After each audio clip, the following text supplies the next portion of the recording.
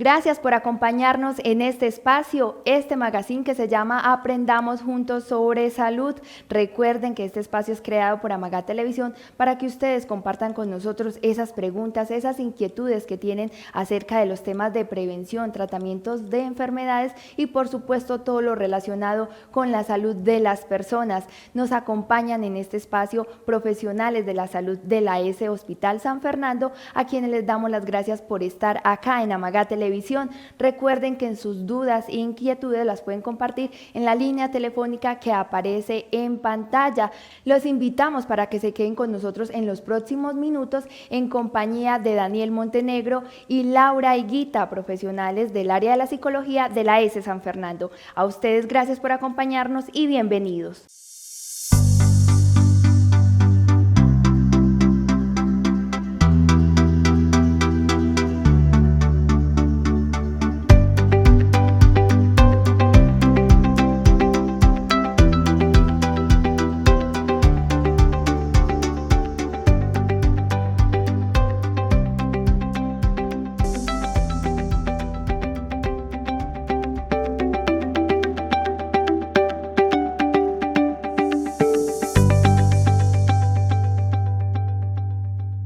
Un cordial saludo para todas las comunidades del municipio de Amagá. Como bien nos presentó Nancy, somos psicólogos de la ES Hospital San Fernando del área de salud pública. El día de hoy les queremos compartir un tema de especial importancia ahora que acontece la crisis sanitaria en torno a la pandemia del COVID-19 coronavirus, ¿cierto? Y es la familia. La familia como ese epicentro en el cual se están desarrollando todas las interacciones a nivel cotidiano. Así que paso a presentar a mi compañera. Hola, un cordial saludo para toda la comunidad de Amagá. Como mi compañero Daniel lo dijo, vamos a hablar de la familia, un tema fundamental en estos tiempos de coronavirus. Bueno, quisiera iniciar por lo que va a ser una pequeña conversación entre profesionales y quisiera iniciar qué estamos entendiendo usualmente por familia. Cuéntame, Laura, ¿cómo sería eso o cómo usualmente se entiende en lo cotidiano el concepto de familia o el elemento de familia? Bueno, Dani, yo creo que por lo general entendemos como familia algo constituido como papá, mamá e hijos. Lo que no sabemos es que las familias no siempre están constituidas por este tipo de personas. Pueden haber familias de muchísimos tipos y que Dani nos va a explicar este tema más aún. Claro que sí, Lau. El día de hoy quiero contarles o empezar a revisar todo lo que es ese concepto o lo que se entiende por familia. Usualmente entendemos la familia como un epicentro, un lugar caracterizado por 2 o 4 roles nada más, ¿cierto? Papá, mamá e hijo, ¿cierto? Eso es heredado, es una tradición cultural e histórica que viene desde la tradición, valga la redundancia, judeocristiana. ¿Qué pasa allí?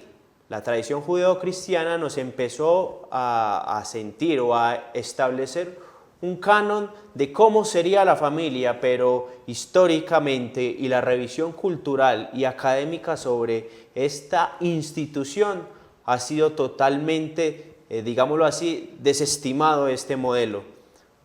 En la familia, en esta institución social, la componen distintos elementos y tiene sus particularidades según cada cual. Presenta diversas modalidades y elementos que le caracterizan. Estamos hablando de la familia y nos cuentan Daniel y Laura lo importante que es entonces tener esa concepción de lo que significa una familia, lo importante que es para cada individuo tener y contar con ese eje, la familia. Pero quisiéramos saber entonces si hay etiquetas o si podemos hablar de diferentes tipos de familia o si se enmarca esta palabra en ese núcleo sin importar por quiénes la conforman. Claro que sí, Nancy, conceptualmente hablando encontramos diversas tipologías, familias monoparentales, familias extendidas, ¿cierto? En últimas son etiquetas, allí lo importante y lo que radica en su constitución como tal es su estructura y la asunción de roles y tareas que allí se pacten, así que en esta medida la denominación o la categorización de estas como disfuncionales o problemáticas se dará en función de cómo asuman esos roles y el desarrollo de esas tareas. Laura, ¿tienes algo para decir al respecto? Dani, sí, me parece muy importante lo que estás diciendo porque yo considero que en la actualidad, como tú dices, hay muchas etiquetas. Entonces, por decir, si tenemos, no sé, un ejemplo, una amiga con una familia de abuelos, primos, de pronto tíos, y que convivan todos en una misma familia, estamos muy dados a ver eso como diferente. Por ejemplo, en mi caso, yo no vivo con mi papá y como que todo el tiempo, desde pequeña, he sufrido como esa consecuencia de que me han estado señalando como no vives con tu papá, Claro. porque siempre esa concepción está de que siempre tiene que ser mamá y papá, Claro. y no, por ejemplo, en mi caso, que somos como abuela, hermanas y mamá, por Claro. ejemplo. Claro que sí, Lau. Esto obedece a, como decía al inicio, a la tradición judeocristiana que nos ha impartido un patrón cultural que es de que la familia se compone de manera biparental y por padre, madre e hijo, ¿cierto? Y allí no participan abuelos, tíos, primos, como también acaecen en las familias extendidas, ¿cierto? Entonces usualmente creemos que a razón o debido a la tipología o a la forma de conformarse la familia, puede provocarse o puede afectar a la crianza, a la salud mental, física y emocional de las personas. Nada más desacertado que eso. La familia es una institución y como una institución tiene sus particularidades y cada una de ellas, en cada uno de los hogares, se configuran de un modo particular, ¿cierto? Es muy importante que entendamos eso, que la forma o la conformación que tome el núcleo familiar no está intrínsecamente relacionado con la emergencia de afecciones emocionales, psíquicas o mentales. Acerca de este tema surgen muchas preguntas. Por ejemplo, cuando incluimos a otros seres vivos dentro de esta familia o dentro de nuestro hogar, otras especies, por ejemplo, cuando hablamos de animales de compañía y los consideramos nuestra familia, ¿cómo podemos entonces entender este término? Hay otra pregunta que quisiera hacerles y que sé que muchas personas están haciendo en estos momentos y es acerca de, digamos, esos dichos que tenemos acerca de la familia. Familia es familia, así no sea de sangre, así venga de otros lugares, pero cuando nos incluimos dentro de un mismo núcleo y desempeñamos unos roles que van a favor de que mantener esa familia unida, también hablamos de que no importa de dónde vengan esas personas, se consideran familia cuando entran a aportar en ese hogar. ¿Qué podemos hablar de estas dos cosas, o de estas dos partes mejor? De los animales que incluimos dentro de nuestra familia, los consideramos como familia, y de las personas de pronto que no tienen ese vínculo de sangre y que llegan a aportar de alguna manera y también son considerados importantes dentro de ese núcleo familiar. Dando respuesta a las preguntas que se suscitaron, voy a pasar a darles respuesta, ¿cierto? Con respecto a las familias o aquellas personas que conforman un núcleo familiar con su animal de compañía, a esa conformación, a ese núcleo también se le denomina familia. Es una tipología. Allí se cumplen roles y se satisfacen necesidades de afecto, cariño y manutención, ¿cierto? Hay una persona que está cumpliendo el rol o la función, pero también el animal de compañía está cumpliendo un rol que es de recepción y emisión de afecto, no bien de necesidades fisiológicas o básicas como la manutención de la consecución de dinero o alimentos, pero sí emite a su protectora cariño y afecto. Con respecto a las familias extendidas, debemos saber que el concepto evidentemente de familia es un pacto. ¿Y qué es un pacto? Es un acuerdo entre dos integrantes que deciden conformar un núcleo en el cual van a interactuar sus subjetividades y que es tan común como el encontrar una pareja o construir una relación de pareja. Allí se encuentran dos ajenos, dos distintos de sangre y empiezan y constituyen un núcleo al cual denominarán familia, al cual constitucionalmente y social y culturalmente se le está denominando familia. Qué bueno, Dani, que mencionas esas cosas porque yo estoy segura que allá en sus casas ustedes también tienen de pronto la duda, bueno, ¿y qué pasa en estos momentos con las familias que de pronto van a estar constituidas porque ya se puede, ya la iglesia lo acepta entre dos mujeres o incluso dos padres que deciden adoptar esos hijos? La gente allá en sus casas y muchos de nosotros creo que también hemos pensado como cuáles van a ser las consecuencias psicológicas que este tipo de cosas puede traer para los hijos. ¿Eso está bien o está mal? ¿O realmente no hay? O sea, es como un imaginario de nosotros decir si está bien o está mal, o realmente si hay una incidencia en eso. Claro que sí, Lau. No deja de ser un imaginario, un imaginario heredado culturalmente por la tradición, ¿cierto? Nos vienen esos patrones en los cuales creemos el deber ser de algo y nada más distinto o nada más dista de la realidad que la conformación o la asunción de familia, ¿cierto? Este núcleo institucional, este núcleo socializador primario se constituye y tiene su funcionalidad y su cohesión a razón de la asunción de roles y responsabilidades, el cumplimiento de tareas, ¿cierto? En concreto, ¿y a qué me refiero básicamente con ello? A la asunción y respuesta de las necesidades de afecto, cariño y manutención de necesidades básicas.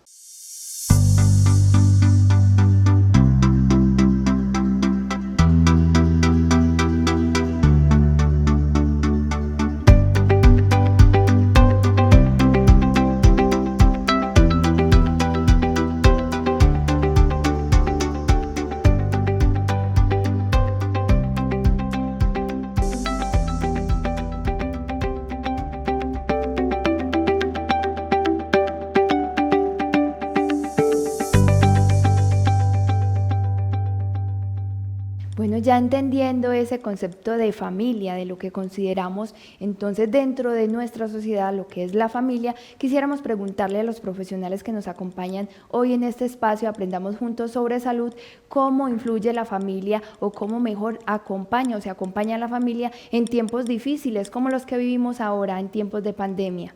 Bueno, pues yo considero que la familia cumple un rol demasiado importante justamente en esos momentos de pandemia, algo que nadie se esperaba, algo que a todos nos ha tomado por sorpresa.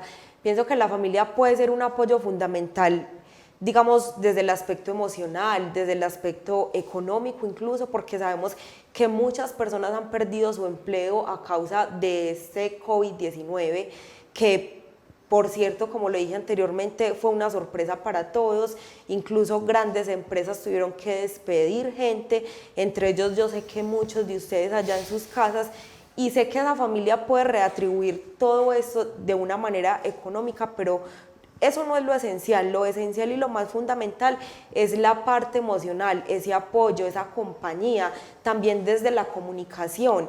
Si algo te está sucediendo, me gusta que hablemos de este tema porque podemos hablar un poquito de todo esto que nos ocurre desde la ansiedad, el estrés, la depresión.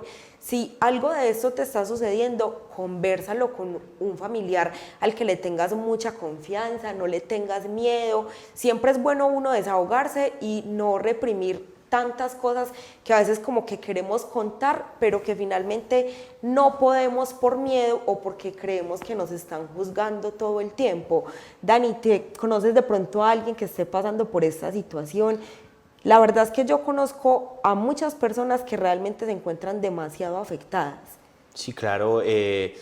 La afección de esta situación, como mencionaba al principio, de la crisis sanitaria, se ha extendido a todos los ámbitos y ha repercutido en esta institución, en este núcleo de socialización primario que es la familia. Está impactando gravemente y para dar respuesta en concreto a la duda o a la pregunta que se suscitó, ¿cuál es el papel que desempeña o cómo es la asunción de esos roles ahora en este tiempo de crisis? Y es dos elementos muy sencillos o dos labores y tareas muy concretas que son el apoyo y la comunicación. ¿Y a qué me refiero con el apoyo? Es la articulación de las particularidades y capacidades de cada uno de los integrantes en la consecución de recursos tanto económicos como emocionales, ¿cierto? Es la participación más activa de los integrantes en las labores del hogar, en las labores no solo físicas como es la limpieza o la consecución de dinero, también en las labores de apoyo mutuo, de la emisión de afecto, construir espacios de comunicación, brindar cariño y amor a esas personas con las cuales están compartiendo muchas más horas de las que eran habitualmente compartidas. El otro elemento era la comunicación y este es evidente. La comunicación debe partir de una premisa esencial, la cual es el respeto. ¿Y el respeto de qué? Tanto mis emociones como de los pensamientos. El respeto tanto de mis emociones y pensamientos como el respeto de los pensamientos y emociones del otro, ¿cierto? Partir de allí de un acuerdo, y a eso se refiere el concepto de asertividad en la comunicación. Bueno, ya de pronto teniendo un panorama más amplio de lo que es la familia, para qué nos sirve la familia, vamos entonces a hablar de esos pilares que edifican esa familia. ¿Cuáles son, Dani? Claro que sí. Son básicamente 4 pilares que son la comunicación, el afecto, la autoridad y la asunción de los roles o tareas en concreto, ¿cierto? Esos roles se refieren, o las tareas en concreto se refieren a la manutención, al cariño, a la limpieza, todas esas tareas concretas y pequeñas que se elaboran o que se desarrollan a lo largo de la rutina de la familia como tal, ¿cierto? Los chicos usualmente están en la función o en la tarea de educarse, formarse, adquirir nuevos conocimientos. El padre o madre o el encargado de la manutención o consecución de recursos económicos usualmente va y hace sus labores organizacionales y laborales. La madre, que usualmente o culturalmente asociamos al cuidado y manutención del hogar, la preparación de alimentos, la limpieza, un montón de tareas, ¿cierto? Cada una de esas tareas y roles son esenciales para la conformación del núcleo o la categorización o edificación de la familia. La autoridad, ¿qué es la autoridad en la familia? ¿Por qué se considera la autoridad como un pilar que edifica la familia? Es la legitimación del poder, para uno o varios de los integrantes de esta. ¿Y por qué es legitimación? Porque los hijos o los chicos, los animales, el adulto mayor o varios o la mayoría de los integrantes conceden a esta persona el papel de las decisiones trascendentales que determinan el día a día del hogar, ¿cierto? Y es importante que sea acordado y concedido. Allí nunca debe operar la violencia para legitimar el poder. Otro de los elementos que edifican o de los pilares que hacen parte de la constitución familiar es la comunicación. Y como bien decía ahorita, ese elemento comunicativo es esencial, porque allí se tramitan más allá o distinto, es el canal distinto por el cual se comunica a la violencia, los deseos y quehaceres, se colocan límites, se acuerdan normas, se acuerdan roles, se acuerdan objetivos y se planea un proyecto a nivel familiar. Entonces la comunicación, como bien decía ahorita, debe partir desde el respeto de las individualidades y subjetividades de cada uno. Y en este programa Aprendamos Juntos sobre Salud, hoy estamos hablando de la familia. Recuerden que aquí podemos tener diferentes profesionales hablando de otros temas. Ustedes nos pueden compartir esas inquietudes, preguntas, nos pueden sugerir temas a la línea que aparece en pantalla. Nos escriben un mensaje y nosotros tendremos en cuenta esos temas para compartirlos en próximos programas. Continuamos hablando entonces de este tema de la familia y nos contaban Laura y Daniel sobre entonces esos roles y esas tareas que desempeñan las familias. Cuando estos roles y estas tareas, cuando digamos son entregadas a otros miembros de la familia, entran a ser problema o conflicto, o no se podría ver de esa manera.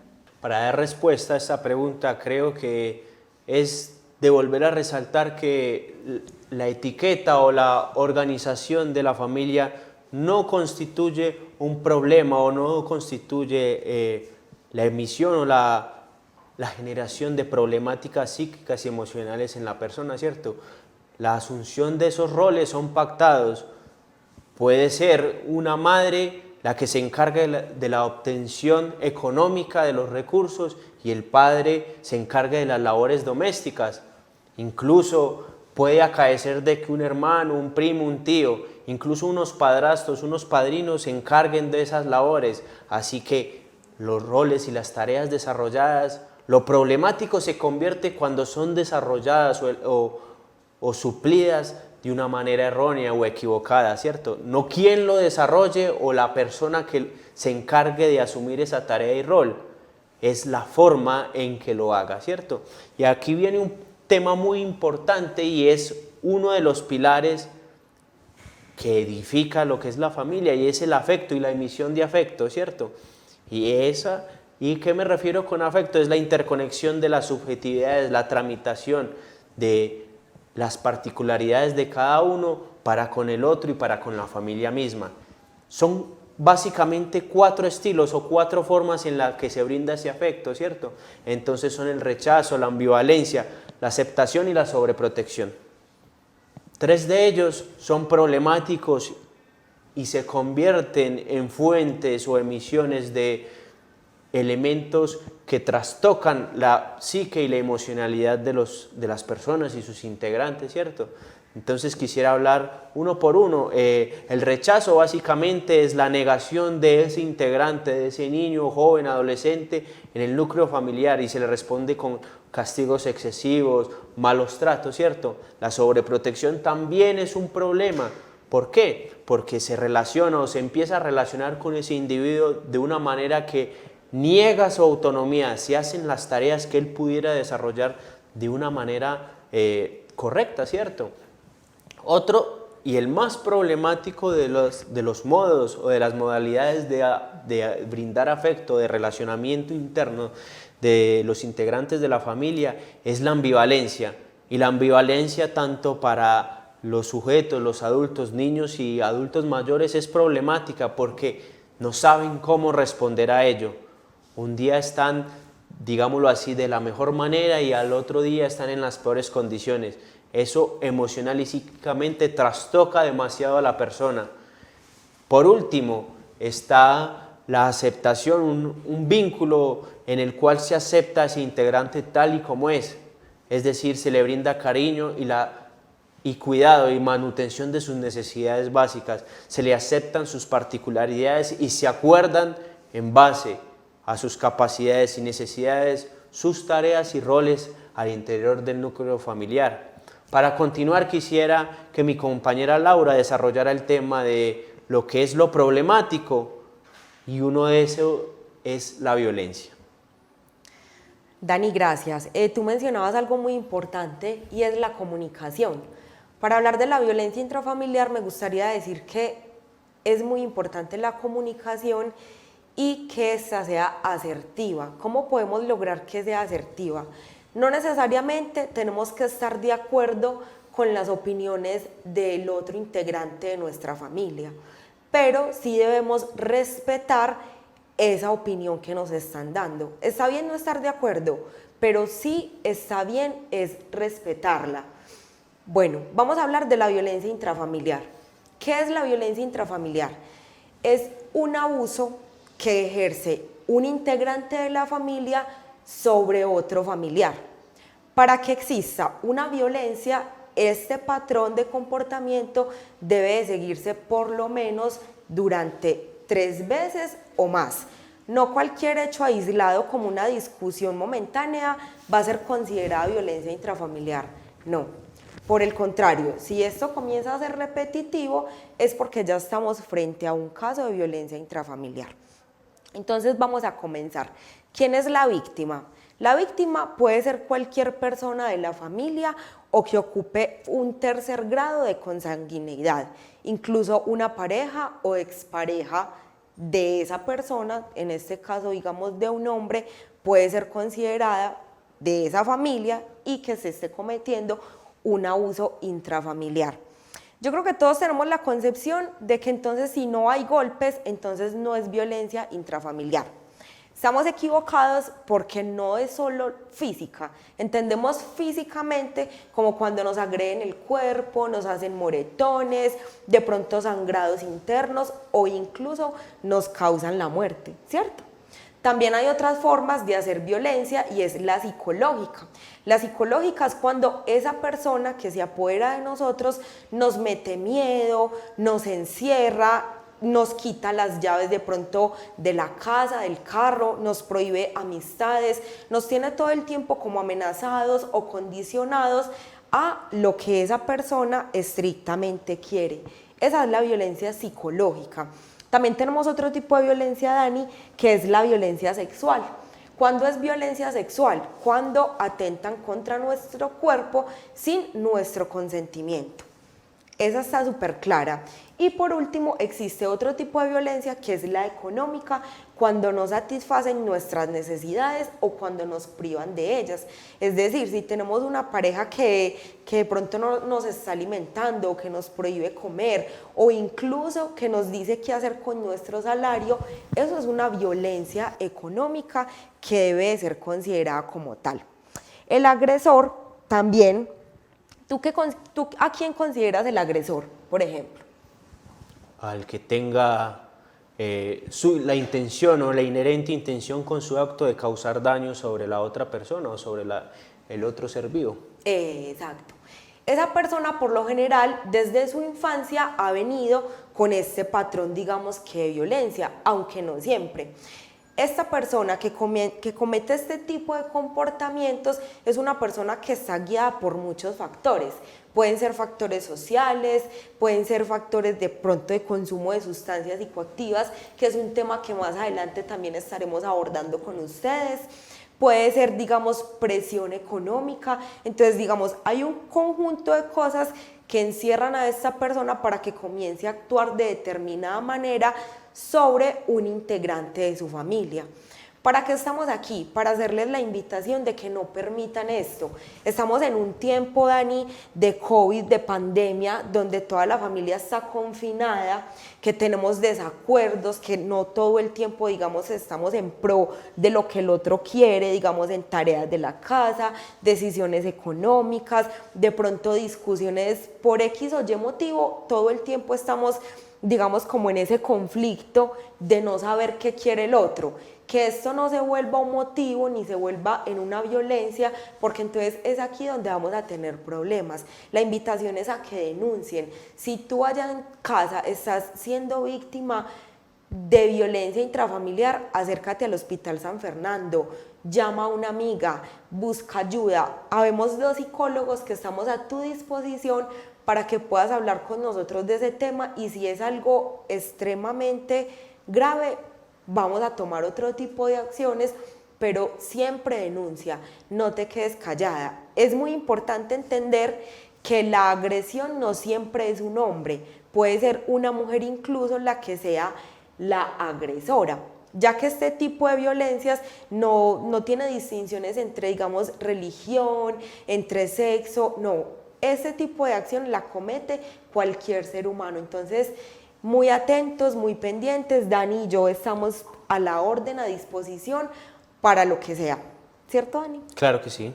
Tocando este tema de la violencia intrafamiliar, luego de haber pasado de reconocer y saber un poco más sobre cómo se conforman estas familias o las familias que conocemos, las tradicionales, las que ahora se vienen conformando, yo quisiera saber un poco sobre si es posible pensar o decir que se puede prescindir de la familia, se puede uno aislar para conformar otras familias o simplemente para estar solo. Claro que sí, está en nuestras manos nuestro bienestar, nuestra tranquilidad, nuestra paz mental. Si estamos, digamos, en un hogar donde no nos estamos sintiendo queridos, satisfechos, o de pronto estamos sintiendo que nuestra opinión no cuenta, claro que sí, podemos irnos. Muchos de ustedes yo sé que han dejado sus familias precisamente por inconvenientes. Pueden irse, formar sus propias familias, con sus esposos, con sus parejas, con sus hijos. Esto es completamente válido. Lo que no está válido es que nos quedemos callados por miedo y que no denunciemos. Claro que sí, lo anormal sería no responder o dar solución a esa problemática o no tramitar lo que es ser víctima de la violencia. Institucionalmente y culturalmente hemos creído que en la familia debemos aceptar todo, debemos aceptar los malos tratos.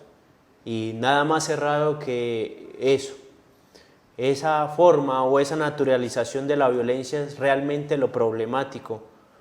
A veces la solución para la victimización de la violencia es la emergencia o construcción de un nuevo núcleo, una nueva relación, una nueva forma de vincularse con otra persona. Entonces, lo problemático sería allí mantenerse víctima o bajo el yugo de la violencia. Bueno, ya para terminar, no está de más darles las gracias por su atención. Estos espacios de verdad que son muy beneficiosos para la salud de todos. También es un llamado a la conciencia para que ustedes todos, quienes estén sufriendo y estén siendo víctimas de un acoso de estos tan grave como es la violencia intrafamiliar, por favor no se quede callado. Bueno, recuerden que Daniel y yo vamos a estar muy atentos. También el Hospital San Fernando cuenta con una línea de atención. En caso de que la necesiten, llaman a estos números que aparecen en pantalla. Muchísimas gracias de nuevo, Dani. Claro que sí. Esto es una invitación a que participen de las actividades que estamos realizando a través de la virtualidad y presencial. Estén muy pendientes de las redes sociales de la ESE Hospital San Fernando. Allí estaremos publicando las convocatorias y las fechas de próximas reuniones para así tengan un apoyo más cercano de un profesional y con otras personas que estén padeciendo la problemática o la afección bajo la que estén en este momento. Muchas gracias. Muchas gracias a los profesionales que nos acompañaron hoy en este espacio, a Laura Higuita y a Daniel Montenegro, psicólogos de la ESE San Fernando. Hoy estuvimos hablando sobre la familia, sobre la importancia de la familia como núcleo en la sociedad. También estuvimos hablando sobre la violencia intrafamiliar y por qué es importante estar atentos a ella y no permitir que esto suceda en nuestras vidas. La invitación para ustedes, para que nos compartan temas para trabajar acá en este espacio, traer otros profesionales de la ESE San Fernando y de otras instituciones del área de la salud que sabemos que nos pueden dar respuesta a esas preguntas que tengamos en comunidad y como individuos. Las gracias también a ustedes por habernos acompañado en este espacio y por supuesto la invitación para que continúen en Amagá Televisión, el canal donde nos vemos todos.